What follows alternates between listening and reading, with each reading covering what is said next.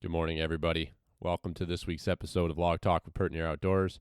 I'm your host, Billy, and I've got a special guest this morning who you may hear in the background, and that's my young daughter, Kate. She thought it'd be the best thing to do on Sunday morning when everybody's trying to sleep in to want to get up at 5 a.m. And now it's 6 a.m. We've had a couple dirty diapers. We've got some coffee brewed. So now she's just happy as a peach and crawling around, trying to crawl. We're at that stage. On the floor down in the basement. So good times here in the Harvey household. And if you're a father of young children, you certainly understand the struggle is real trying to keep up with all of the stuff that's happening. So this week, enough of that dad stuff. This week, I've got a discussion coming to you with Ed Gramza of Basemap. Ed is a representative of the company, and I reached out to Basemap and wanted to get somebody on here to talk a little bit about their app and what it has to offer. Basemap is a mobile GPS hunting app, similar to a lot of the same features and ideas of what you might be used to with Onyx. Onyx has definitely been out there for many years, as is Basemap, but definitely a lot of people have experience with Onyx. So we'll get into some of the features of Basemap. They've got some new stuff out there that I think is pretty great. I have not had a chance to use the 3D mapping because it's only available at this moment on iOS.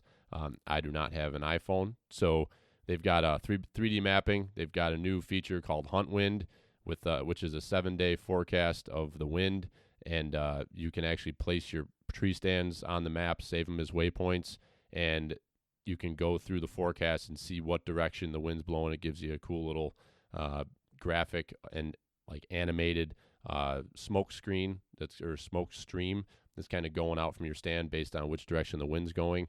So pretty cool feature there. They have this feature called live location sharing, which I think is great. We talk about that on here and what some of the benefits would be of having something like that.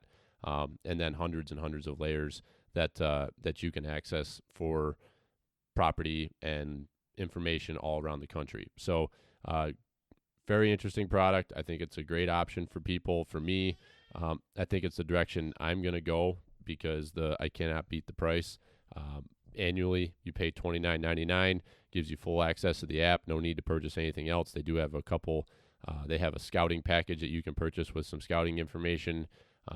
But for me, it's not really necessary for what I'm doing. So for $29.99, I can have that app for the whole year, and it gives me every state in the union and a ton of information with that. So I see great value in it comparatively to what I've paid in the past for the other apps.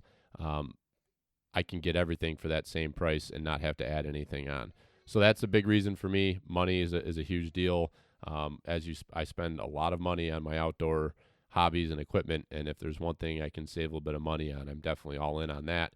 If it's not cutting back on the quality of the product that I'm using. So that's that there. Ed was kind enough to give us a promo code, PertNear20. So if you are interested in the app and you'd like to purchase it and get a discount, you can get 20% off your annual subscription to the app, but you have to go through the website to do that. You cannot apply the discount in the Apple store. Hold on a second. I need to put a binky in mouth. All right. Sorry about that. Kate needs to learn some manners. So yeah, use the promo code PertNear20, get you 20% off. If you have any questions on that, feel free to reach out. But thank you, Ed, and thank you, Basemap, for giving that to us and allowing our listeners to benefit from listening to this podcast and checking out your product. So good stuff there. We don't talk all about Basemap. We get into some hunts. Ed has had a great season so far. He spent some time in Wyoming and filled an elk and a mule deer tag, so we'll hear a little bit of those stories. And we also will kind of come back around at the end. We talk about hunting, talk about Basemap, and then we come back around and talk about some more hunting stuff and hear some stories from him and some success he's had with a bear there in Wisconsin and some deer stories and much, much more. So fun conversation coming ahead. Thanks again, Ed, for jumping on. Pleasure to meet you, and hopefully work some more with you here in the future. So a couple updates, and then we'll roll into it. The beer is gone. That's a great sign that people liked it. I had a lot of good feedback that the IPA was a big hit. So we'll be able to announce here in the next few weeks once we get the the idea of the actual payout. We'll definitely make a post and make some information known about the money that's donated. Thanks again to everybody who has participated.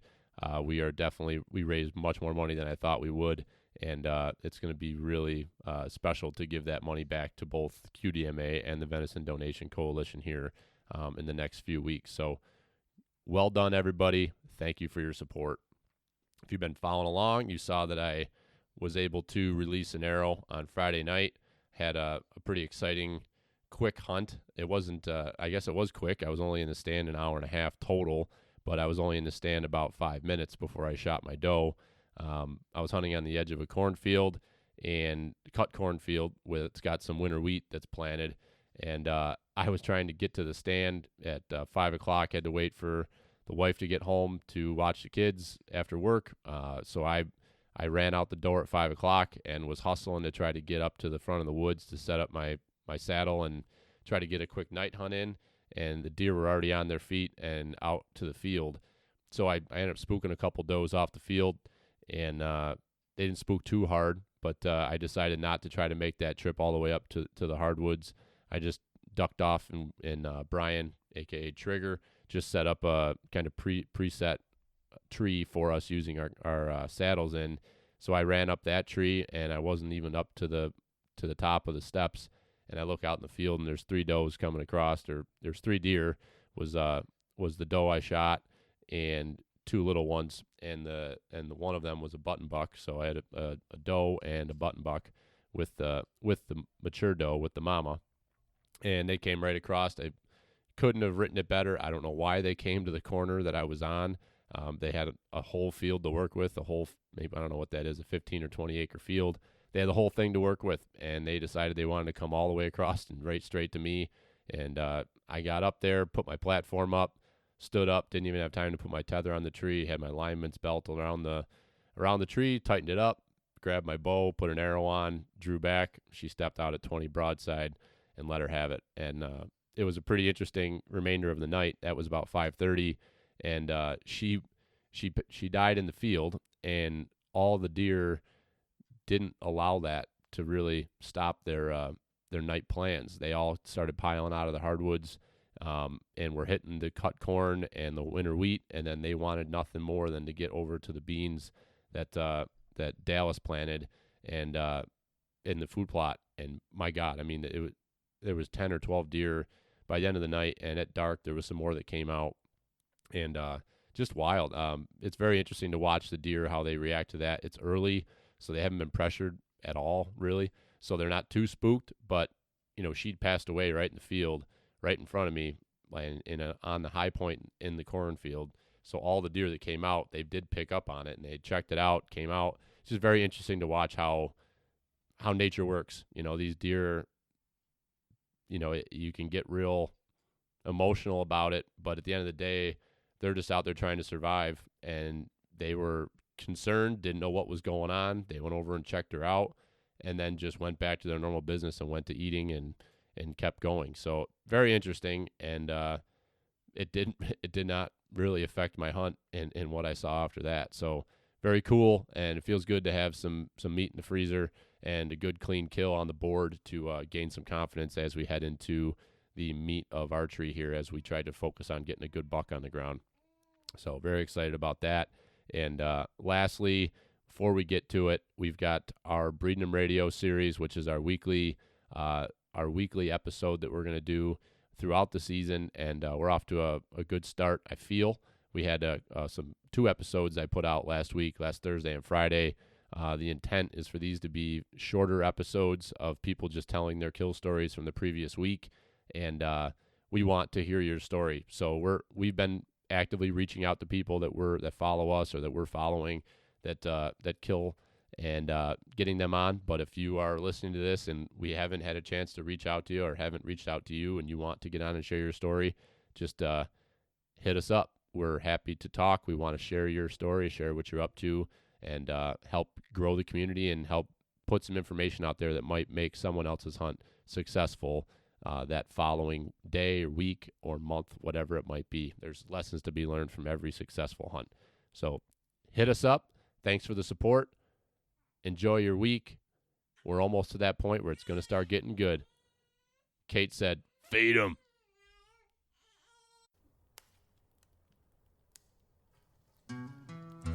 Hello. Yeah, that's your name. Squirrels got me. Big Jim. Yeah. Really, really, really, really cold and fun. Cold and fun. Cold and fun. That's good that you think that of it, because that's what deer hunting typically is cold and fun. Yesterday morning, I'm glassing up on the pass, and I see these deer moving, and I'm like, ooh, there's some deer moving. All of a sudden, I just see this person just head down, just hauling ass, wearing shorts and a t-shirt with a pack on. And I'm like, is that Tard? My dad always talks about floating through the woods like the autumn breeze. So Robert's When you're the 275 pounds, I don't know how you do that, but The Freightliner. It's just like a creeper. You're just kind of up in the corner watching what's going on down there. yeah. You know, He's like, he's up there slapping, pissing all over everything. is it warm yet? How did you know the name of the actor? That's I know. How did you say his name? Hervé Villechaize.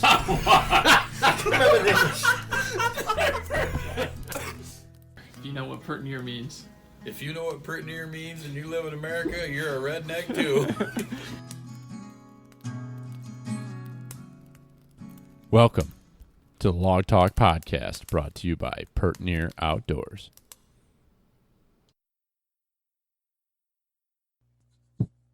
I got nothing. No audio. How about now? There we go. Now we're cooking with gas. Holy shit. So I, of course, rushing home. I was almost an hour and a half from my house today, calling on customers. So I'm like rushing home to get here, and I walk in the door with 5 minutes to spare. And, I fire up my computer, and there's no internet. Like, I'm like, fuck, what am I going to do?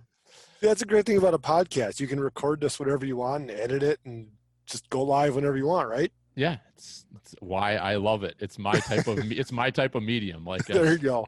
Like everybody asks about video, and it's like there's so much that you have to worry about with audio, with video, but with audio, just hit the record button and just let her rip. Exactly. So Ed Gramza is joining us today on the podcast. Is Gramza? Is that how you say your last name? That is correct, sir. Nailed it. I'm 2 for 2 the last Nailed 2 weeks. Nailed it. So you are you work for Base Map. I do. I am the Director of Business Development, which is just a lot of fancy words for, I know a lot of people in the industry. Yeah, I'm a transportation advisor, which is a fancy word for I sell buses. So I totally get that. Like you got to put these fancy titles of things, but at the end of the day, you're just getting the job done. Yeah, I'm just cashing in on all the checks that were written to me many years ago. Yeah, so I want to, before we get into Base Map too much, I've been following along with you since I had heard you on the podcast with Kafaru with Aaron Snyder. Yeah. So I started following you personally. I had been following Base Map for probably about a year, but I started following you, and you're out there getting after it and doing a lot of stuff. So I guess, where are you from? What's your background? You said you kind of have a lot of connections. So what have you done in the outdoor industry? Yeah, so I live in Wisconsin, about an hour north of Milwaukee. I grew up in the Milwaukee area, lived here most of my life. Married, 2 kids. Obviously, I hunt, fish, get after it outdoors. For me, so I used to be a hunting manager at a Cabela's here near me. And when I got out of that, I thought, well, how the heck can I stay in the hunting industry? And I remember having these pro staffers and representatives come in and help during big sales and events. I thought, man, I could do that.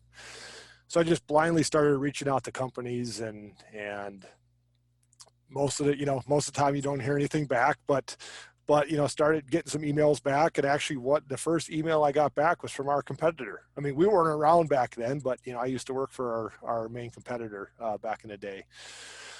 So right now, obviously, Base Map is my full-time job. I still represent Sitka Gear. I was on the trade show circuit with them for years. I run the ambassador team for Zeiss Sports Optics. And just represent a host of other brands. So I'm very fortunate in what I do in the outdoor industry, for sure. It's an interesting journey there, and it's kind of cool that you kind of had to find your way. Like, it wasn't like it was just handed to you. Obviously you were kind of in it working at Cabela's, but you were probing, trying to find somewhere to land. And I was, and I would say my big break was, there's a website there's a guy that got introduced to that runs a website, huntinglife.com. And I started to do some writing on the website, some gear reviews, some blogs, just articles. And that's kind of helped make things snowball, so I owe a lot to him, over the last 7 years to kind of get the ball rolling for me. Yeah, for sure. And that's what's interesting about all this is the more so we've been doing the podcast for a year now, and the more that I'm involved in it, the more I start, you kind of see how small of a world it is, and how everyone has got to where they are. It's not what you might think it is. It's who you knew, it's the effort you put in. Yes. But it seems like writing is huge. Gear reviews are huge. But right now, and I don't know if it's like the COVID effect or what, but there is so much content out there that it's like almost hard. I mean, you can't consume it all. So there's some really good stuff being done by people, but then there's also, it's like, do I even waste my time saying the same thing that somebody else just said perfectly? It's like, go watch what they did, because I'm not going to review the same thing and say the same thing they just. Well, I mean, let's face it. People have a lot more time on their hands right now, being cooped up at home and limited to what they can do. So, I mean, as hunters, we're fortunate. We can still go and social distance out in the woods. Yeah. Not a lot of people can say that. No, definitely not. So, I was planning on talking about this towards the end, but you kind of just mentioned. I'm curious what your experience was. So you just got back from a trip to Wyoming, where it looks like you had some success. So I'm curious how that went. I can sum it up in one word: epic. Yeah. I was on a hunt in northwest Wyoming last week. I got to Jackson Hole a couple days before the hunt started. So I haven't posted anything about this yet, but I actually did a float trip down the Snake River in Grand Teton National Park. That's caught awesome. about three dozen cutthroat trout. Awesome. So that was the start of my adventure. Then last week, Sunday, the 13th, I started bow hunting for elk, got into them hot and heavy the first day, probably chased 10 different bulls, and I was at full draw on a really nice 5x5 30 minutes after the sun came up, but he stopped right where he should if he didn't want to get killed. Always happens that way. Then the next morning, chased a monster bull. I had him dead to rights at 100 yards, only had a rifle. Chased him for 4 hours and, passed up a couple other smaller bulls. And, so Tuesday or Monday night, I ended up shooting a bull with the bow. Went and recovered him on Tuesday morning. It was starting to get dark. The part of the story you don't know is that Sunday and Monday, we had some run-ins with grizzly bears. Oh boy. So we were a little apprehensive to be in the field at night tracking down this elk, and we went in prepared for a fight on Tuesday, but luckily I found my bull untouched. And then Wednesday morning went up to a pretty high point, almost 11,000 feet, and shot a real nice mule deer with the rifle. Damn. So you did yards. Double up. Dude, I did. Holy shit, that's epic. Yeah. Obviously you didn't see the post yet. I posted I that up on Instagram this morning. So I shot a really nice mule deer at 440 yards. Damn, that's awesome. So you float tripped on the Snake River. Yep. Caught a pile of cutthroats. You shot an elk with your bow, and Yep. then you tangled with some grizzlies, and then Yep. you freaking shot a muley. Yep. Like I said, Unbelievable epic. trip, dude. That is awesome. Epic. Good for you. I look forward to seeing some more pictures on that. I haven't been on social media today at all, so I haven't seen that picture. It was, it was a trip. I did go guided. I hunted in wilderness out in Wyoming, so legally I have to be with a guide. Fortunately or unfortunately, I shot both of my animals not in the wilderness area. Really? My mule deer was right on the line. Like the wilderness line was 50 yards away, but he was in an area where anybody can hunt. Yeah. It's the third time I've been out there. I've got a good buddy who's an outfitter out there, so I hunted with him and just had a great time. Going back in a couple more years. That's awesome. Yeah, So- I think next year we're gonna try our first outfitted hunt. We've only done DIY style, so trying to get my old man out there to experience it. So I think we're gonna go with my dad and his brothers and have a elk camp in Colorado with an outfitter. Nice. Yeah, so I've been out there 2 other years, the same place with the same guide, and my dad went with me the first 2 times. And my dad has hunted elk all of maybe an hour and a half in his life and has shot 2 bulls. That's fantastic. Literally, he's hunted an hour and a half and shot 2 bulls. That's fantastic. With archery or gun? Gun. Yeah. So where I was hunting the 20th, so just a couple days ago, was the opener for rifle. So it's in the middle of the rut. Wow. It's awesome. That is awesome. So yeah, because Colorado, that's the only downside of that in Colorado is you might be dealing with some serious winter weather once their rifle seasons come. But I mean, Christ, there was people dealing with winter weather on the 8th this year, 7th and 8th. Man. It was nuts. The bugling really slowed down as the week went on. So I mean, I was. Did you guys get hit with that weather too? The weather got there before I did. Okay. Every day I was hunting in the afternoon. It was 80 degrees, so we'd hunt till 11:30 and go back to camp, and then go out at like 4. It was just so warm. I mean, as the week went on, the bugles got fewer and fewer. So I was glad I shot what I did on Monday, because there was another guy in camp who saw 1 elk in 5 days and never knocked an arrow, and he was hunting the same area as kind of I was. So yeah, so it's like they're there, and that's the frustrating thing about elk is this year. One of our guys in our crew, he went solo this year because nobody else could go. And he went up into the area where we've been hunting, and he ended up shooting a mule deer, but he was in there for 2 weeks by himself and only saw 1 spike. Yeah. And we know, like, it's really hard to believe that the elk were not in there just because we know that the last 4 years they've been in there, but he just didn't stumble across them. So yeah, they're not talking and they're not doing what elk do this time of year.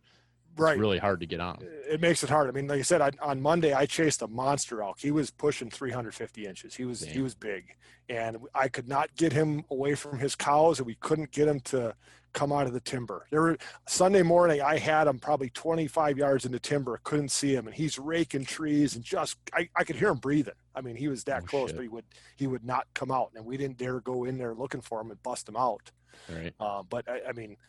He was the king of that mountain, and he knew it. He just kept pushing his cows further and further, and we just kept chasing and gave up when he shut up. So fantastic. So I guess it probably wasn't a factor. That's why I was going to ask you. We were talking about COVID and people having more time.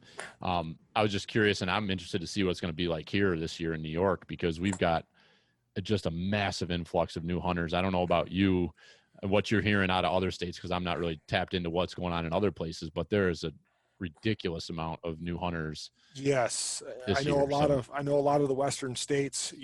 Like I'll use Montana as an example. I like to go out to Montana and chase antelope with the bow. Mm-hmm.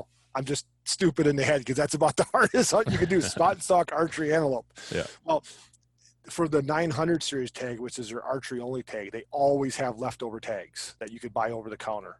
They all went in the draw this year. No shit. More people in all the western states, more people have applied for tags than any other year, because this is their way to social distance. And in Wisconsin, it's too early, for us to figure out what's going on. I mean, our rifle season starts this Saturday before Thanksgiving, and we usually have 600,000 hunters in the woods. Mm-hmm. We'll see the numbers have been declining. We'll see, once the season starts and sales pick up on licenses, if it increases this year. I'm going to think it does. Yeah. Especially with all the scare of meat processing plants, and this and that. People are going to want to have their own meat this year. Absolutely. Yeah. I think New York, the stats came out last week. It's 43,000 people took their hunter's ed course. And in the first day they sold 3 times when the first day the licenses went on sale, August 10th, sold 3 times as many licenses as they did in the first day last year. And it wasn't like it was just a 1-day shot. It was like they had the stats for the multiple days after. And so it's going to be super interesting. So I was curious but it sounds like you were in a wilderness area where you have to have a guide. So it probably wasn't Mortal Kombat out there as far as. I did not see we saw hunters riding in behind us. Okay. This is a horseback hunt. One day we saw hunters riding in behind us, but in the other 2 years I've been out there, and I've been out there during rifle season, you don't see anybody. But I'm going to guess that some of the DIY areas are probably going to be a little bit harder hit. The unit I was in, there is some area where, Joe Blow can go hunt without an outfitter. But, I was out there for archery, so not much pressure, but I'd be interested to see what it was like this week with rifle opening. Yeah, absolutely. So thanks for running through all that. That's good stuff. And I want to dive into base map. Yes, sir. So I've had the app for about a year. I was using the free version, and I had heard the podcast you did with Snyder, and I had heard him talk about it in the past. So I was thinking about it, and then I had it pop up on my Camel Fire. I shop on Camel Fire, and it was on there for an extremely good price. Yep. And I was like, how can I not just buy this thing and let's give it a full run? Right. So I bought the app and started using it. And one of the big things for us here in New York is there's so much private property. So knowing who owns it, what's going on, addresses, things like that. So the first thing that jumped out at me that I was sold on right away was land ownership information. Mm-hmm. So for example, using the competitor's product, there's property that I know has been owned by someone else for like almost 5 years, and it's still labeled under the previous owner's name. So I'm not saying that's the same for everywhere, but the areas that I'm looking at and that I'm trying to get data for, I pull it up on your app and I find the correct information. And then I go to other areas, and I found 4 pieces of property that I didn't know people owned that now I have access to because I found it on the app. Nice. So it's I just want to lay that out there first, that I'm not like some longtime user of the app. Right. But I rely heavily on my technology when I'm out there, and mapping is a huge piece of that. So I jumped in, and I was just wowed by how accurate the information was jumping right in there. So I guess I'll kind of throw that out there as my intro to base map. So one thing that we do a little bit different than our main competitor, the guys at the X, we try to update our parcel information like quarterly. They do it once a year, but that doesn't mean that because we do it more often than they do, doesn't mean it's going to be updated, or, in your case, you had up-to-date information. We all rely on county information, municipality and third-party vendors. So where I hunt in Wisconsin, like on base map and on X, there is no information because the county's pretty poor. They don't spend the money to have the GIS information in a digital format that we can use. So it really is up to, like I said, third party, various counties, municipalities to have this information up to date. Just because the property's sold doesn't mean they updated it in the system. It could take years because they just don't have the resources to do it. Especially now with COVID. I mean, you'd think that they'd have more time now, people working at home, but there's a lot of factors that go into that. I mean, I hear it all the time, OnX is more up to date than you, or you're more up to date than them. Well, there's just a lot of variables that are at play there. We don't have people in the office Google searching landowner information. It's just the information that we get from these various vendors. Right. Yeah. Your information is only as good as the information you can get your hands on. Correct. Yeah. And there's a lot to be said for that, but I will say kudos, because the stuff that I'm seeing, I'm very excited about what I'm seeing, because I know some things in the background that are going on with the property that I'm speaking about that I don't really want to talk about on here, because anybody who's listening to us and following locally can figure out what I'm talking. You don't want them moving in on it. But the doors are about to be opened up to a hell of a lot of property that is going to tie a whole bunch of things together and give a ton of people opportunity. So it just kind of like opened up that to me, and I was really excited to see that. So excellent. People can wait a couple years and they'll understand what I'm talking about. But, take advantage of it now while you can. Yeah, for sure. So I guess give us a basic rundown of the system, how it works as far as, it's a mobile app, computer subscription, stuff like that. Yeah. So it's a mobile application. There's also a desktop, basemap.com. You can access the information too. I mean, from an e-scouting standpoint, it's a little easier on a computer to see it on a larger screen. Anything you do on a computer transfers to mobile. So mobile desktop works on Apple and Android. We're $30 a year basically for all 50 states, and that gets you public landowner information, private land information, various satellite imagery options, topography options, roads, trails. I mean, we have over 800 layers. And then we also have a hunt research add-on for $10. So it shows some historical information as far as harvest information. And then we also have Eastman's Journal. So we have all the Eastman's MRS data, which shows, what units are better than others. They rank them and tell you how many points you need to hunt them and that sort of thing. So that's another $10 a year if you want the hunt research information. And you have there, like, in the hunting section, I checked it, and it's pretty neat.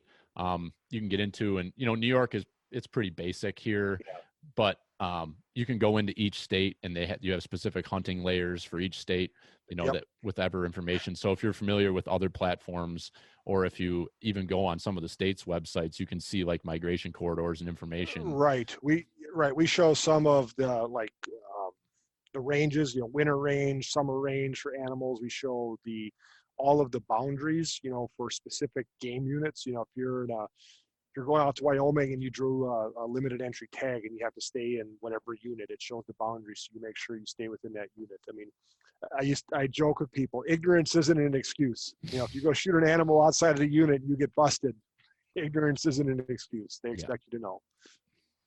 Absolutely. So we covered that. There's a few new features that you guys have out. Yeah. I'm an Android user, so I'm kind of bummed about the lack 3D? of 3D mapping. Is there any? Is that coming maybe? Or? We're looking into it. So I will dispel the myth right now and explain why it's only on iOS. The reason it's on iOS only at this point is because we do use Apple Maps for the 3D. Okay. It's not Google, it's not any other vendor. It is Apple Maps.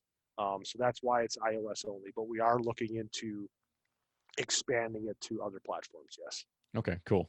Because that would be a neat feature to have. You can certainly go and use Google Earth to look at that and then go back. But what I will say is, for you Android users like you, there is an option. Okay, so if you drop a marker, at the top right of the screen, you see like 3 little dots or edit. You can, when you click on that, there's a menu that comes up, and there is something that comes up that says "Go to Google Earth." Oh. It will take that waypoint or marker you drop and go right to Google Earth exactly where you dropped it. So there is kind of a back way into it. That's cool. And that so works you can download iOS too. You can download Google Earth on your phone, and you could do the same thing like that. Exactly. One extra step, but it's kind of there. Yeah. Well, you have a workaround, and I like the noise of that. So that's good stuff there. One of the barriers for me, or one of my concerns with jumping completely on board with this, was the waypoint and history. I'm a big waypoint and tracks guy. Yeah. So of course I Googled it and I found the answer to my question. So speak a little bit about what you can do if you are using any other, it doesn't have to be the brand with the X or any of those other companies. It can be any GPS waypoint. Yeah. So, I mean, on our YouTube page, we have a YouTube page that has some tutorial videos. There's 2 videos up there right now that show you how to transfer all of your data from our competitors. It doesn't show you how to do this, if you have a handheld GPS. I still have a handheld GPS. I don't use it anymore, but I had a lot of waypoints on that. Well, there's a way, you'd probably have to Google how to do it, but there's a way through some Garmin software to extract the files. It's a KML file. Yep. So you extract the KML file, and then you import it into Basemap. You do it all online. I mean, you have to log into Basemap, through our website, and you import. So everything you export, from OnX, Gaia, HuntStand, HuntWise, your Garmin handheld, you can import into Basemap. It takes like 30 seconds. Yeah. I was pleasantly surprised how simple that was to do, and everything came over, and I was like, holy shit. I was like, that was easy. So that was my biggest thing, because I was like, there's so much data here. How do I make a change? So that's been super, super friendly, and a lot of good resources out there that you guys have put out, from what I've seen, to help people with the system and understand the different abilities it has, on your YouTube page. Right. I'm interested because I haven't had the time to really look into how this works, but you guys just came out with like a location of other users. So we've always had that. So we have live location sharing. You have to turn it on, so we have an outdoor journal inside of the app. You have to like friend or follow people, and then you can select to turn on live location sharing, and you select who from your friend list can see your location. Okay. You do need to have cell phone service, obviously, to make it work. It won't work off of just satellites like an InReach or something. Mhm. But yeah, you can see live where everybody is. I mean, I've got a couple guys that we share our location. I could open up my map right now and see my buddy where he is in North Dakota, and our founder, CEO, Jeff Balch. We're sharing location. He's out hunting, so I don't think I'd see his location right now. He turns it off, doesn't he? Well, he's definitely in an area with no cell service, so it would record his last, where he had service last. But yeah, live location sharing is a pretty cool feature. Yeah, because for me, that was something that I think that's a huge deal. I'm excited to get more of my friends. A couple of them have purchased the app since I got it. I'm excited to get more of them on it because we do a lot of coordinated deer drives, big still hunts. Mm-hmm. And some of the areas we're in, we have no cell signal, but some of the areas we're in, we do. Mm-hmm. And we use Garmin Rhinos so we can communicate. We just, the walkie-talkie, and anybody who's not familiar, anybody who has a Garmin Rhino and you put it on the same radio channel, you can see where the other hunters are, the other people are on the map. Mm-hmm. So we use that, and it's a huge tool in our toolbox when we go out and do those drives. So when I saw that, I was like, holy shit, that's super nice. So that we don't have to have, I mean, you know how it is. You get out there, you've got phones, you've got GPS hanging from your backpack, Right. it's just stuff everywhere. So the more I can cut out that I don't have to carry with me it's a huge add-on. The thing that I think about uses for it is, if you and I are hunting a lease and I get to the property before you do, you can pull up and say, okay, well, Ed's in that stand. I know not to go over there, and you don't even have to bother me. You know exactly where I'm at. Mm-hmm. So it's some situations like that I think it could be super useful. But yeah, I mean, being in Wisconsin, we do deer drives too, so I get it. That's super helpful for something like that. It is. I'm sure. I mean, safety is it's the number one thing for us when we're doing Mm-hmm. that. It's good to know everybody is as far as how the drive's going, but you need to know where those other hunters are. Correct. And it's incredible to have that technology on the Rhino side, but to be able to put it to a GPS, to an app like Basemap and be able to see an aerial photo of where you are. Are you approaching the edge of a field, or is this swamp coming up? Just to have those tools is it's next level stuff. It's exciting that's going to be at our fingertips this fall to play with that. Good. And I guess one thing talk a little bit about your new feature, the wind feature. The hunt wind? Yeah. Yeah. So, I mean, I don't want to take all the credit for this because we had people behind the scenes that developed this, but this was one thing that I was definitely pushing for, being a whitetail guy. So we're a Western company. We're based in Seattle area, but you and I can agree that whitetail is king. Sorry to all you guys out west that may be listening to this, but whitetail is king. We can arm wrestle over it and you're going to lose, but so I said, we got to focus more on whitetail guys because there's more whitetail hunters than any other segment of hunting. So this was like a big feature. Okay, what can we do to make this a whitetail centric thing? So came up with something called Hunt Wind. So basically you can drop a marker anywhere in the world and see what the wind is doing from now or 24 hours from now, and you can slide it. It'll kind of turn, and there's animated smoke. It's pretty cool, and the faster the wind is blowing, the faster the smoke is blowing. So it's kind of a way to show you where your scent is going. And also with that, when you drop a marker that's a ground blind or a tree stand, you can now set your ideal wind. So if you're sitting in a food plot and you're facing north, well, you don't want the wind blowing in the food plot. So you want like a north, northeast, northwest wind blowing it out of there.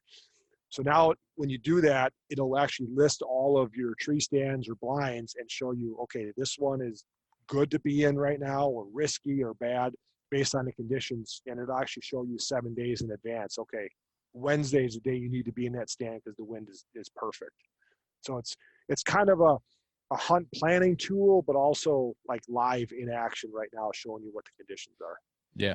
And we say it's hyper accurate. We've got a great weather provider that takes a lot of data from weather stations, some crowdsourcing stuff. So, I mean, it's a lot of data that we compile to, figure out what it's doing. Yeah, it's a really cool feature. I was messing around with that when it came out a few weeks ago, and man, it lines right up with that live location sharing too, because we've talked about it on the podcast. We do a lot of, we call it the trigger method, which is one of our guys. he loves to get 2 or 3 hunters lined up in a line with the wind, so your wind is covering up each other. Nice. So if you think about it, and we have had incredible success with this whitetail hunting, where the wind's out of the southwest and it's going to be blowing out your area, so just line up 2 or 3 people hunting on that same wind direction, so your wind is covering each other up. Interesting. So, and we have had incredible success with that, man. We've shot a bunch of does doing that, but we've also had a couple good bucks get shot. You just shared your trick. Now That's everybody's all right. going to do it. That's I like fine. it. We'll call it the Pert Near method is what we'll I call like it. Yeah, well, I'll steal it. I'll steal Trigger's name away from it. But it's one of those things. And I was looking at that. If we set up the tree stands, we go to the stands and we set the waypoints and mark them as tree stands, then we could look at it and say, okay, if we line the 3 of us up here and we have this wind coming this direction at this time, we've got a good buck in the area that we're all targeting. We're trying to figure out how to do it as a team. We're trying to get this buck killed. So if we can look at this stuff and understand what the weather's doing, like that's the number one. And that ability to slide that time frame out 24 hours and see, at sunup, the wind could be blowing out of the northeast, but then you have a front come through and all of a sudden the wind's coming out of the southwest, and that can happen over a 2-hour period. You're visually seeing that instead of being in the tree and getting yourself finger in the air. Getting yourself jammed up because you're like, oh shit, the wind's switching. Right. If you're really trying to, target a certain animal. And that's how it is. I'm sure, I don't know how it is in your area, but with us, there's not a ton of cover. You've got small blocks of timber and a lot of ag land. So where the deer are, where they're bedded. Right. It's a very very consolidated area. So those sort of features are, to me, very important. Yeah, so I think that's going to be big for you. Now, what I should mention is that HuntWind also works online, like on the desktop. Okay. So you can also put your tree stands and set your ideal wind online and check the wind in any location on our web platform as well. Now, as of yesterday, Tuesday, we updated our weather center also. So there's an update. I don't know if you downloaded it yet. There's an update that was put in the App Store yesterday. So we've always had weather, but now we've upgraded it and made it a little bit more user-friendly with more information, better forecasting. Our old weather center showed like a high and low, but it was kind of like an average. It didn't show like hourly. Now it's hourly, 7-day. And it also shows barometric pressure, but it also lists all of your tree stands and shows you the days, in order, shows you if they're good, marginal, or bad. So that's an update that just came out yesterday. Oh, very cool. Yeah, I have not downloaded that yet. And we're getting ready to go on a trip we're leaving tomorrow for the Adirondacks for a bear hunt. So nice. I downloaded early yesterday. I downloaded the map for the area. Okay. So I'm excited to try that out and go offline with it and see how it works. But I guess out of curiosity, because I haven't gone offline yet with it, do you have access to the layers when you download it offline? Yes, any layer that you had turned on when you did the offline is available, and you can turn them on and off. If it's looking cluttered, you can turn them on and off. But anything that you had turned on at the time of download will be part of that offline map. Yep. I mean, when I was in Wyoming last week, I was offline the whole week, and using various layers, and I was marking waypoints. We'd get off the horses just in case something happened to my guide. I had to know where the horses were, or marking a blood trail or that. Anything that I did offline, once I had service, actually showed up, online. So, it all transfers over when you get service again. Yeah. What you got any tips for people out there with using the app? Is I think going offline is a good thing to do to save your battery on your phone, even if you're in an area with cell service. But what are some of the tips and suggestions you have for, system performance? That's a big one. Where I whitetail hunt, we have service. It's kind of spotty, but I do save it offline. But, if I'm going to be out there all day and if I want to look at stuff or, just whatever, I like to be offline too, because you're right. It does save on the battery life, because when you go offline, it turns off the cell signal to the app. So it's not trying to ping a radio tower, but it leaves the cell, the GPS signal on. So definitely a big battery saver. Yeah, it's that's one of the big things with us all becoming so dependent on our cell phones now for all this stuff. My Androids have always been just awful on battery. So anything you can do to save a little battery juice, especially if you're going to be out for multiple days, like we're Right. going on this hunt tomorrow, we'll be out there for 3 days and we won't have any chargers or anything. I'll probably have I got a dark energy charger that I'll bring with me in case I need it, but Right. I don't suspect I will because I'll have my phone on airplane mode because we're out of cell signal and Right. I'll be just using the maps offline. So I don't think I'll be using a whole lot Right. of battery doing that. And obviously, the more you check it, I mean, you're going to run down the battery. But I mean, I was offline all week, and I charge it at night. But I mean, I wasn't like, oh crap, I need to plug it into my dark energy. Yeah.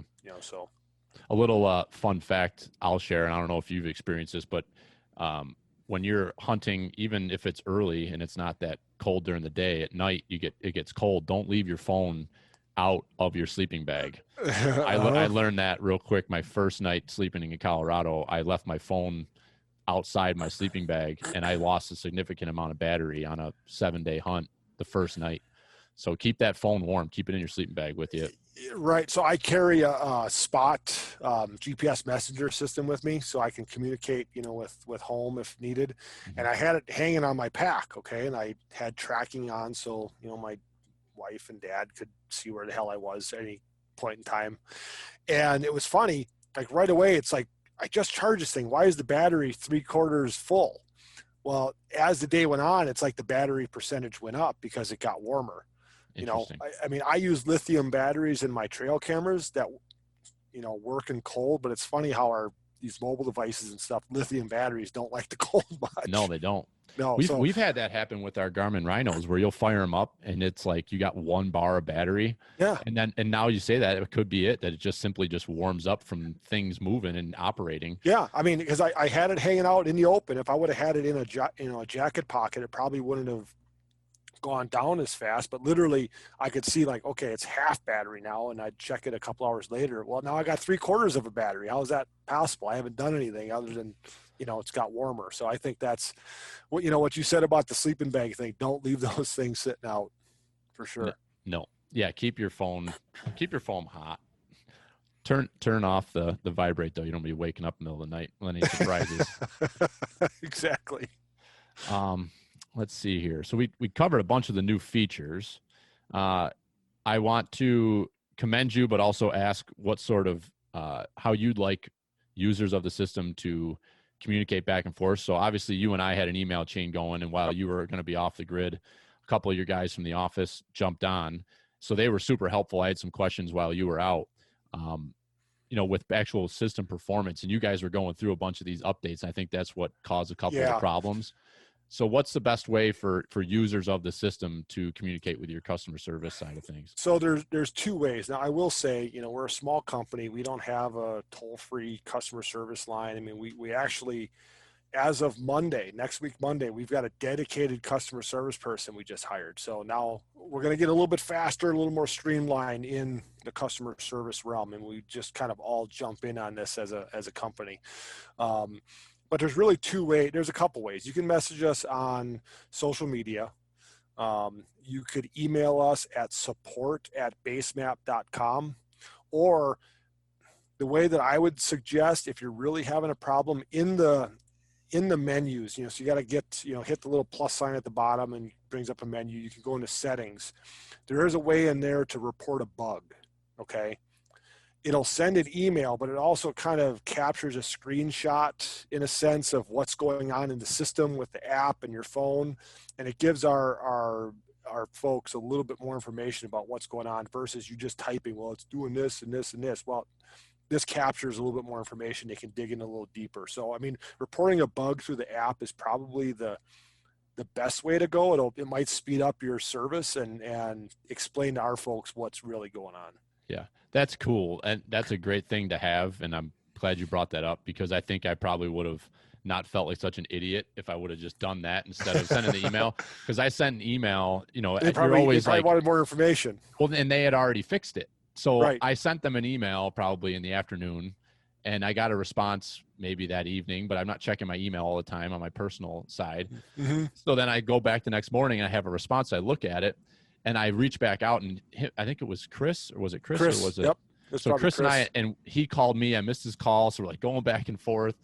And he asked me, he goes, well, have you checked the app today? And I'm like, no, I haven't checked it. So I check it and it's fixed. Yep. And so he told me, he said we were having some sort of a server issue, a communication issue, but that's great to know that you have that in the app to just, you know, send in a little kind of an alert that there's a bug and an issue. And I guess with technology, I just encourage people not to get frustrated. If you have a little glitch, you know, raise your hand and ask a question. So I hate to almost go on record and say this, but you know, I would say that the biggest issue that we get or have is people are used to using OnX because they've been around forever. We're not OnX. We work a little bit differently. So people get frustrated. Oh, it doesn't do this. Well, it does. It's just in a different spot. The button layout is a little bit different. It just works different than OnX. We have it most of the time. So don't get frustrated. Just know that it's different than the competition. We can't be like OnX. We can't be like HuntWise. It is a little bit different, but we have the information and it does work. Yeah. What can you, I guess the one thing that I'm running into that I haven't found yet is, can you hide waypoints? Yeah. You now, well, yes. I mean, I wish imported a bunch of my waypoints and I can't seem to edit some things on them. Is that? You can edit them. What I wish we would expand on is being able to turn off, say, waypoints or tracks or this, that. It's either all on or all off. Okay. All right. You know, so I would say a little bit limited on the functionality on that. It's either all on or all off. Okay. Well, that's good to know. That was just a question I had. Yep. What is, and I don't know if it was, I'm not sure which company it was that I heard this about, but what was the origin of Basemap? Like, where did you guys start up from? Like, how long has Basemap been around? So Basemap has been around longer than people think. So our founder, CEO, Jeff Balch, started it, like 10 years ago. Not quite 10 years, 7 years ago. And it was a completely different animal than what it is now. It was more on the hunt planning side versus what it is today. I don't know what prompted him to go this route. I mean, honestly, OnX and Basemap were working on the same thing at the same time. Yeah. And didn't know it. So our the real coming out party for Basemap was February of 2019. We had a booth. I wasn't with the company yet. We had a booth at the Western Hunting and Conservation Expo in Salt Lake City, and that was really our coming out party. But even after that, we didn't really have a sales team. We didn't have marketing. Our marketing machine didn't get turned on until summer of last year when they, brought me on and brought on our marketing director and brought on some sales guys. And this year it was definitely full force, going after it. Yeah. So it's been around for a while, but yeah, the original Basemap was completely different than what it is today. Cool. I'm excited to play a lot with it here this fall because I think it's a huge, just having a mapping system in my hand is such a huge piece of my game. And if there's hunters out there that are not using something, I definitely encourage them to check out a platform, whatever you decide. But I think just having that sort of resources in your hand, especially in a state like this in New York, where we have so many property lines and so many different owners, if you don't know where you're standing, you can get yourself in a lot of trouble in a quick hurry. So, and DNR agencies, federal agencies are using applications like this. So, I like to tell people it can get you into a ticket, but it can also get you out of a ticket. I was just going to make that point. It's so true because I'm walking property. A lot of people like to hunt edges, and a lot of edges on private land areas end up where there's property lines. Yeah. So it's just inevitable that you get a lot of people hunting right on the edge, and it can be a cause for opportunity for a collision with another hunter as far as, hey, you're on my property. No, I'm not. Well, you can look at having a resource like that in your hand to show those property lines. Correct. It's a pretty powerful thing. Correct. So yeah, those 43,000 new hunters should all go out and get Basemap this year. Exactly. It's the best $30 you're going to spend all year for sure. Sure is. Keep your eyes peeled on. I don't know what that deal was on Camel Fire, but holy shit, I was a steal. I will tell you, we're on Camel Fire like every other week. Yeah. It's usually on Thursdays. So being that I was out of town last week, I don't know if it was on last week or not. So tomorrow's Thursday. It might be on. I think it's like $18. That's what I kind paid. of a steal. Was $18.99, and I was like, yeah, I'm not. So I think honestly, I could say I think that was my last Camo Fire purchase. I put myself on a quarantine because that freaking website. We have an affiliate code with that website, and I think I'm the only one giving myself a commission from the purchase on there. But it is like there's a lot of good deals to be had. I love that website. If anybody listening doesn't know about it, they do 24-hour promotions or sales on hunting stuff. So you'll get 70, 80 products a day. Yep. And you can find like most of my Sitka gear that I run, I bought on there, and I love it. Like, it's just a great way to shop, but I had to stop, Ed. I was out of control. Out of control. Nice. Yeah, it's definitely a great deal. I mean, so yeah, if you're not using it now, watch Camo Fire because we're on there every other week and it's your chance to get a smoking deal on it. Yeah, for sure. So I guess kind of starting to wrap this discussion up, what do you got planned for whitetail season this year? And oh man, well, I probably won't be in the whitetail woods until end of October, beginning of November.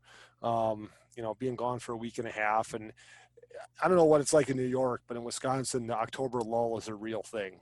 I've hunted early mid-October, and you don't see a damn thing. Like, it's just. And where I hunt is 3.5 hours away. So it's not like I can just go out my back door and hunt, so driving 3.5 hours to see nothing gets a little old. So I wait till the rut is, about to kick in. So, I've got some cell cams out there. We've got other cams. We're starting to see some bucks come in. They're all night pictures at this point. But they'll get stupid and start wandering around more. Yeah, for sure. So you have you own property, or you on a lease, or? My aunt and uncle have 100 acres out in Southwest Wisconsin that I've hunted since I was 13. Nice. So they live out there. They used to live in the Milwaukee area. We'd go out there more often and do work, but they live out there now. But yeah, so go out there, cut trails and hang stands and help on the farm. And, so my cousin and I are coordinating right now when our schedules are going to align and we're going to be out there, hopefully killing some deer. Now that I've got an elk and a mule deer in the freezer, it is like super trophy deer year. Oh yeah. I mean, there's not taking any does. I'm not taking any marginal bucks. It's a wall hanger or nothing this year. That's a good place to be, man. It is, but now I'm like, damn it, I'm not going to kill a whitetail this year. Hey, you got to keep that roll. If I got opportunities. I mean, so in Wisconsin, you can get an archery tag and a rifle tag. So I can shoot 2 big bucks this year. I mean, I can shoot one with the bow and shoot one with the rifle. So I think you should. I think I'm going to give her hell. If that horseshoe's still crammed up there, you should be able to. I know. Well, I would, so over my shoulder here, my black bear I shot in Wisconsin last year, 440 pounds. I thought I had the horseshoe up my butt last year, but that's a Wisconsin bear with that. That's a white Wisconsin patch? black bear. Yeah. Oh, that's sick. See a little better. 450 pounds dress. 440. 440. Yep. Damn. It's the only bear I saw.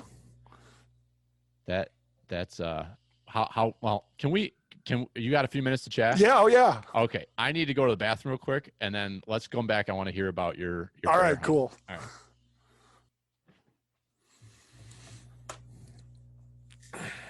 right.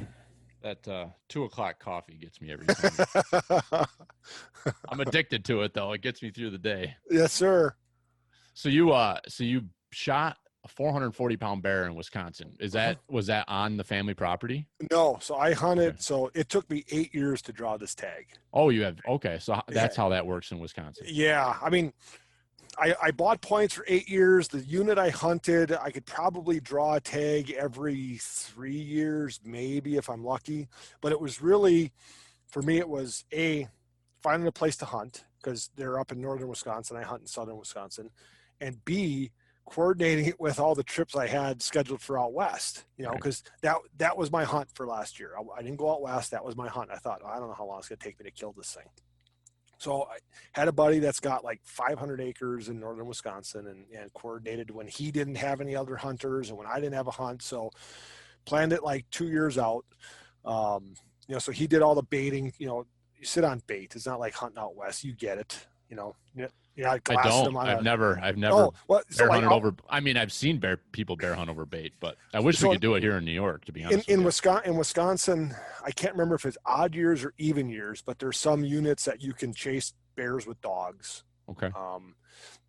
But most people hunt them over bait. Either they bait on public land, they have property, or they go through an outfitter. So my buddy lives up there and baited and got all these pictures of bears. And the season opened on like a Wednesday, like the first Wednesday in September. Hunted the morning, didn't see anything, went to lunch, came back in the afternoon. Well, bear had been in the bait while I was gone. Go figure. Right. Like, damn it. Next day, hunted till noon, left for lunch, came back and sat in a thunderstorm for 4 hours, literally a thunderstorm. Thought, I don't have many days to kill a bear, so I'm just going to sit in a thunderstorm, and maybe they're moving. I don't know. I've never hunted bear before. Then the next morning, the third day of my hunt, my buddy went out with me to bait, and he wasn't gone 5 minutes, and there was a bear in the bait already. Like, it's pitch black. I can't see a thing. And the bait block is 14 yards away, and I can't see a damn thing. Oh, I hear the paw slide the cover off the bait, and it scared him. He took off running. Well, he came back, and I just hear him chomping in the bait. Like, oh, man, you got to be kidding me. So I decided that I was going to sit all day. This is like the first Friday in September. So the sun is still up for a long time.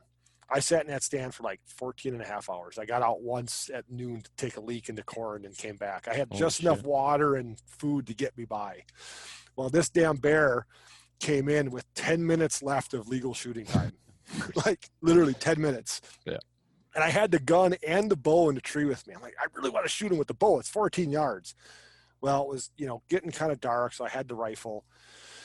I heard something, look over, and I'm like, holy cow, there's the big black blob standing behind a bush, and it walks out. And I put the gun on him, undid the safety, and his head snapped up and looked at me. I thought, oh, crap. Shot him 14 yards away with a 300 short mag, okay? Like, he went down. Then he started rolling at me, like coming at the stand. Like, I'm in a tree stand. You in a ladder stand or a ladder stand with one section. So I'm 6 feet off the ground. So this thing could get me if he wants. Rolling at me, then starts rolling away. And I can't see him. It's dark at this point. I text my buddy. I just shot one. I said, it's a big one. They all say they're big. Yeah. So he said, I'll be out there in a little bit. Did you hear the death moan? Because apparently when you shoot a bear, they just let out this god-awful moan. Oh, yeah, yeah. Like, I haven't heard anything. Like, I don't know where he is. I haven't heard a thing. So I ended up getting out of the tree at one point. I had my headlamp on, I had a flashlight, and I had my rifle. I looked at like, where is he? Yeah, exactly. Where is he? I can't see anything. And by this time, I'm like freaking out. I get back in the tree. Wait till my buddy comes out. Well, the bear, when he rolled away, he was like 5 yards away from the bait block. Like, he rolled away and died, like almost where I shot him. Huh. And we walk up on him, and my buddy goes, you weren't lying. That is a big ass bear. Yeah, that's a huge black bear. So they've hunted black bears up there forever, and he said it was the biggest bear they've ever shot off his property. It took 5 of us, 5 grown men, to get it out of the woods. Wow. So I wanted to do a bear rug, but he was so big. I mean, I'm 6'5", and that bear was way bigger than me. Yeah. Okay. And a bear rug would have taken up a whole wall. Plus, he's got that white V on his chest. I'm like, well, if I do a rug, I'm not going to have that. So I got to do this half mount. Yeah. So. Yeah, that's a good looking mount. I like the. It's tough with the angle, I know, because he's like right above you. But yeah, I shot a bear in 2010 and did a 3/4 mount like that. Right. And it just looks awesome. But I like that with his mouth closed, because so many times you see a bear mount, and mine, her mouth is open, but it's not like snarling. Like, a lot of times you see like a bear, and the taxidermist said to me, he's like, how often do you really see a bear like doing that? Like, they're not like, rah, like, right, exactly. At you. They're just now the grizzlies I saw were doing that, but yeah, that's another animal. That's a whole other crazy. Yeah, I'd want my grizzly one like this. Yeah, exactly. Yeah, that's an awesome story, man, and congratulations. That's Thanks. Huge. So I've got the skull on the other side of the room. I got to get the skull measured, because he's going to be within like a half an inch of a record book bear. Yeah. Do they like age them there in Wisconsin? Like, if you send they the tooth do, out, but you know what? I never got anything back. I had to send in a couple teeth for them to age it. I never got anything back from them. Yeah, they sent mine out. it took about a year, a little over a year to get mine back, if I remember correctly. I think she was 9 years old, I think. And I wouldn't be surprised if he's almost 20 years old. Well, so this bear, so where my buddy's property is, there's a big reservation up there. Like a whole county is a reservation. Well, the reservation, the northern boundary of the reservation was like 75 yards to my back. He's a reservation bear. He came off the reservation. Okay. Yeah, So he's got some Navajo in him. Yeah, he didn't make it Cherokee or back. something. Yeah, he didn't make it back. No. But yeah, it's a big. I mean, if I would have shot him with the bow, he was definitely a record book bear. But because it was a rifle, he's within like a half an inch. Yeah. So that'll be interesting to see what he scores. That's awesome, man. That's the thing. Like, we're going on this bear hunt. This is a huge family tradition for us. I think it's close to 40 years that we've been doing this hunt. Obviously not myself, but my dad and his brothers and their fathers were doing it, and their father were doing it. And it's just a happenstance thing. Like, New York here, people don't really go out and bear hunt like you do. The season's open, but it's like you just hope to Jesus that one walks by. It's very hard because we don't bait here, and it's hard. You go up in the Adirondacks or in the Catskills, where the early seasons are open right now. It's just massive tracts of essential wilderness area. Yeah. And it's like, well, I'll sit here for an hour and see if a bear comes by. It's just not that great of an opportunity, and you really can't judge them. That's the big thing about baiting, is that you can judge that bear because you have something to stop them and bring them in, so you can really analyze them before you shoot. Right. Yeah, luckily, so where his bait block was, there was like a dead tree, and he said if a bear is taller than that, it's a big bear. And he was definitely a lot bigger than that. He was taller than that. I mean, so the average black bear in Wisconsin that gets killed is 150 pounds, because guys shoot. It takes them forever to get a tag, and they shoot the first bear they see. So I was fortunate that I shot the first bear I saw. He was a lot bigger than that. Yeah. So horseshoe planted firmly. Oh man, that horseshoe fell out after I shot that bear, because when I was my first sit of bow hunting last year, about an hour after I sat down, I missed a freaking toad buck. Did you? I shot right over him. I mean, a monster. And then I saw a couple other bucks after that, but then rifle season came. I didn't see a single deer during rifle season, which is not normal. So I lost a horseshoe. I hope I didn't lose the horseshoe in Wyoming. But it's bad. Well, yeah, you might have. You very well could have dropped it out of there. But was that with your bow, or that was your bow? You missed you missed that buck. Was he close? Yeah, 25 yards. I hit a branch. It was a stand I don't normally hunt. We name all our stands, and it was my cousin's stand. Like, it's where he likes to hunt. Well, he wasn't there yet. I got there days before. I'm like, screw him. I'm going to hunt over here where nobody else has hunted. My aunt and uncle live out there. They hunt every day. Nobody hunts on this side because it's a pretty steep hill.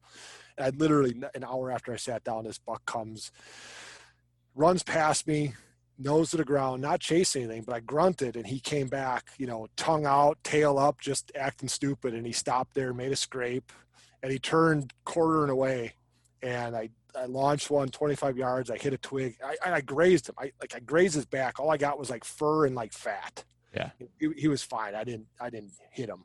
But he was right there. I could have loaded him up and gone home. Yeah. You were already taking selfies and and drinking celebratory beers, man. I had a camera arm in the tree, and I was recording it. Like, I had him in the frame, like, can this get any better? Like, I've actually got this on film, and got me missing. Yeah.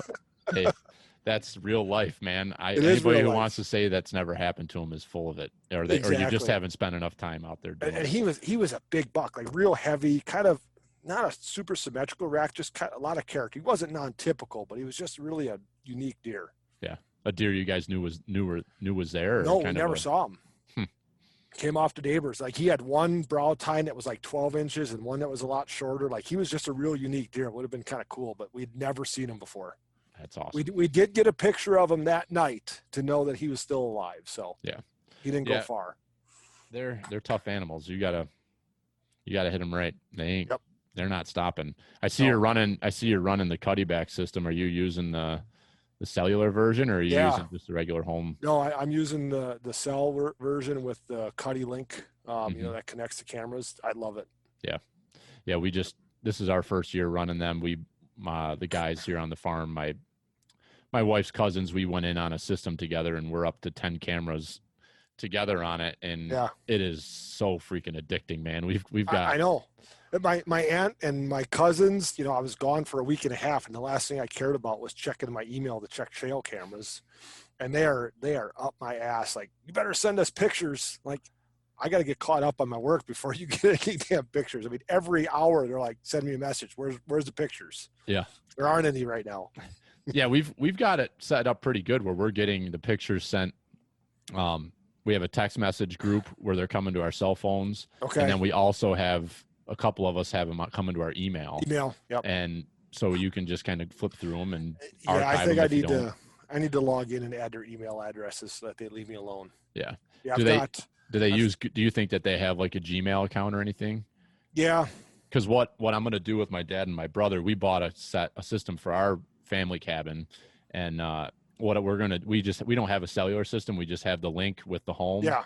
Yep. So what we're going to do is we're just going to have a shared Google Drive folder and just drop the pictures in there, and then everybody has access to that. So if somebody's up at camp and grabs the cards off, they can dump them in there, and anybody can see them from anywhere.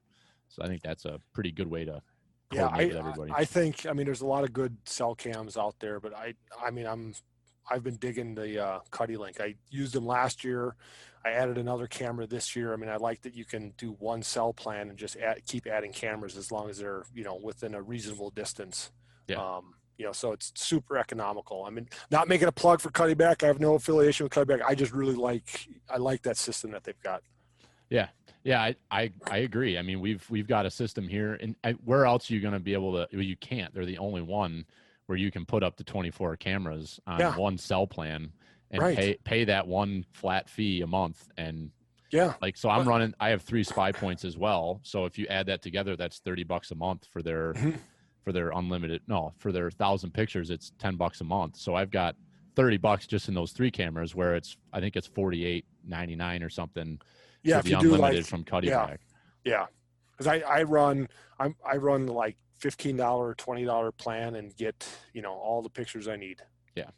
I mean, it's a good deal. It keeps you freaking plugged in. I'll tell you what. Between Base Map, Cuddy Link, Spy Point, I'm like information overload right now. Exactly. And hunting season starts tomorrow, and I am not ready. Ours started on the 12th. Yeah. Your deer season did? Yeah, ours starts early. Oh, no shit. Yep. And it goes, in certain parts of the state, it goes through the end of January. Wow. With any break, or does it stay open that whole time? Stays open. And there's a couple weird weeks in there where, like, we have our 9-day rifle season, and it goes right into a 9-day muzzleloader season. You can still bow hunt, obviously. But then around, like, between Christmas and New Year's, there's they call a holiday hunt, where it's a rifle hunt, but it's doe only. Okay. But how long have they been doing that for? Quite a few years. Okay. But the problem is, like, last year it was so damn cold. Bucks were dropping their antlers early. Ooh. So I think some bucks got killed. You know, people not looking for the damn things at the top of their head. Oh, when you're hunting with a rifle, if you got a 100-yard shot, you're not going to know if it's got. Right. So I think I would imagine some bucks got killed that dropped antlers early. But yeah, so then, and then, you know, like I said, various parts of the state are open. I think where I hunt is open till the end of January next year. Wow. But it's too damn cold, and it's I was gonna say it's trade show season, but who knows what trade show season is going to look like next year. You'll be doing a bunch of virtual Zoom freaking yeah, trade I may if there's no trade shows, I may take up coyote hunting. Yeah, you got to do something to fill your time. Exactly. Oh, it's a long winter. Yeah, they're talking about adding our season's pretty long here in New York. I mean, we go from October 1 to like the Tuesday before Christmas. Usually is about what it is.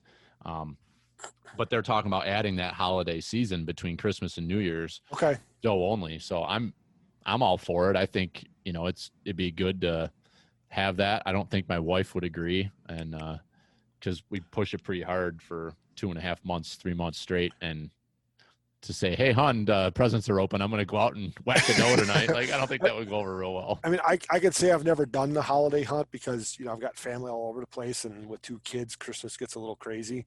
Yeah. I think my aunt and uncle have hunted, but I don't know that they've ever gotten one. You know, I mean, deer are still moving, but I don't know. But they also usually have a freezer full by then, so they aren't trying too hard. You're not too stressed about pulling the No, trigger. no, Just an excuse to get out there a little more. exactly. So, all right. Well, we're at a little over an hour, and I greatly appreciate your time. It's been fun You chatting bet, with buddy. you. It's been fun. Yeah, it's fun putting a face to the name and the voice. So that's Yes, sir. the nice part about these Zoom meetings is that at least you can see the person you're talking to, and it's not just sitting on a phone staring at a wall. You know? Yeah, most podcasts I do, it's it's talking to the computer and seeing nothing. Yeah, staring off into space. I started doing this, and I really like it. I save the video and I post the video to YouTube, so it's up there. So anybody wants to watch it, they can see it. So just kind of a nice little feature to have. Perfect. Yeah. We'll do the same thing. Yeah, for sure. So thank you so much, Ed, and best of luck to you the rest of the hunting season. And same to you, my friend. Yeah, thank you.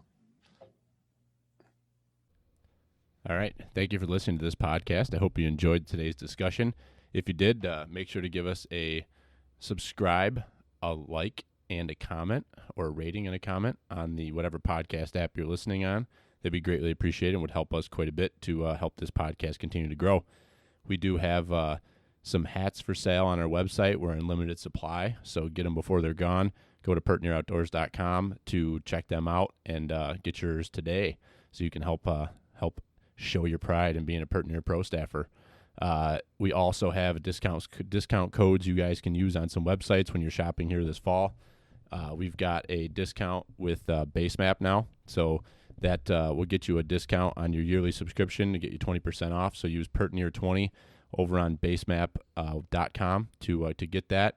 Just so you know, you cannot use that promo code on the Apple Play Store, the Apple App Store, or the Google Play Store.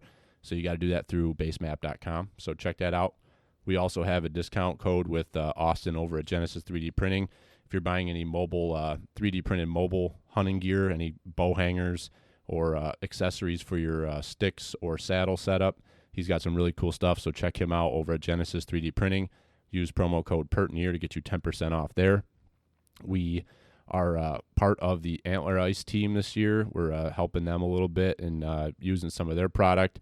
So head over to, if you're going to get any rutting, any rutting, if you're going to get any scent, whether it be doe and heat or buck scent for your mock scrapes or doing any scent drags, anything like that, use these guys. It's some local made stuff and frozen and guaranteed fresh. So check that stuff out. If you use our code and you order online, if you use our code AIPRO75, that will get you 10% off your order. And then lastly, we've got all the affiliate links set up over through our link tree is the easiest way to use that. So if you're on Instagram or on Facebook, use the link tree in our bio and click on any of the store links. You've got Cabela's, Camo Fire, Black Ovis. We've got Sitka gear on there, I believe. Trying to think of a few others. Mountain Ops. There's a handful of other companies that we've got on there. So any purchases you make through those websites using our links, we'll get a little commission, and it will help pay for the stuff because it ain't free, folks. So anything that you do to help us there is greatly appreciated. Thanks again. Have a great week. Good luck out there, and keep feeding them.